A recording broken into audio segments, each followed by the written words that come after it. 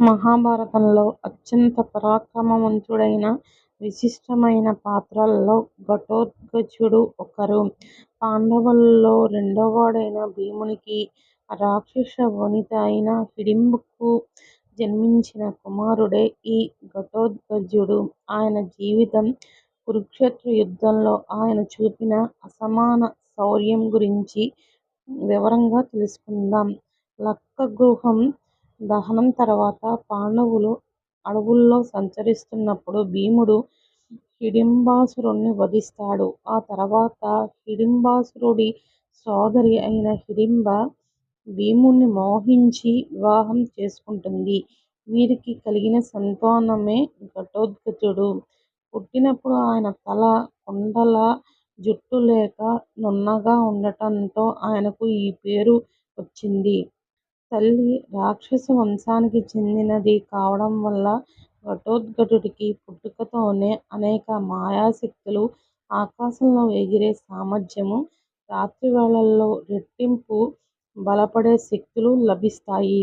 బాల్యం నుంచే తల్లి సంరక్షణలో పెరిగినప్పటికీ తండ్రి అయిన భీముడి పట్ల, పెదనాన్న ధర్మరాజు పట్ల అపారమైన గౌరవం, భక్తిని కలిగి ఉండేవాడు. అవసరమైనప్పుడు ఎల్లప్పుడూ పాండవులకు సేవ చేయడానికి సిద్ధంగా ఉండేవాడు.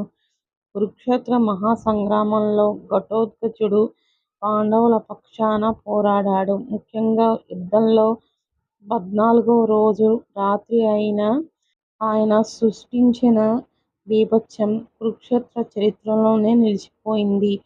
యుద్ధం రాత్రివేళకు చేరుకోవడంతో రాక్షసుడైన ఘటోత్కచుడికి బలం 1000 రెట్లు పెరిగింది.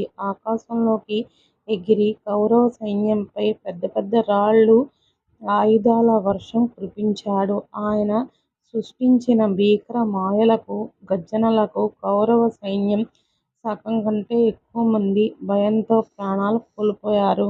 దుర్యోధనుడు, ధృతరాష్ట్రుడు వంటి మహారథులు కూడా ఆయనను ఎదిరించలేక వెనక్కి తగ్గారు.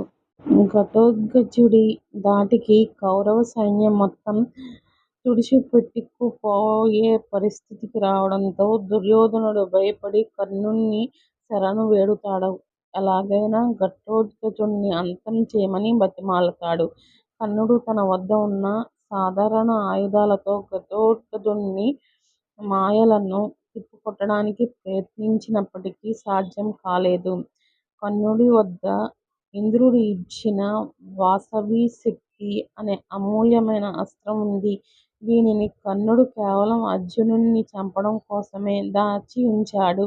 ఎందుకంటే ఆ అస్త్రాన్ని ఒక్కసారి మాత్రమే ప్రయోగించగలరు. అది ఖచ్చితంగా శత్రువుని వధించి తిరిగి ఇంద్రుడి వద్దకు వెళ్ళిపోతుంది. కానీ ఆ రోజు రాత్రి ఘటోత్కచుడిని ఆపకపోతే కౌరవుల పక్షాన ఎవరూ మిగలరని గ్రహించిన కర్ణుడు చేసేదేమీ లేక అర్జునుడి కోసం దాచుకున్న ఆ శక్తి ఆయుధాన్ని ఘటోత్కచుడిపై ప్రయోగించాడు.